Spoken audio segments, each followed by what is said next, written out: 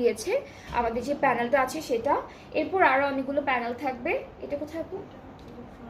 আর এটা হচ্ছে ফ্রন্ট আর ব্যাক পার্টের দামানে, ফ্রন্ট আর ব্যাক পার্টের দামানে এই প্যানেলটা যাচ্ছে।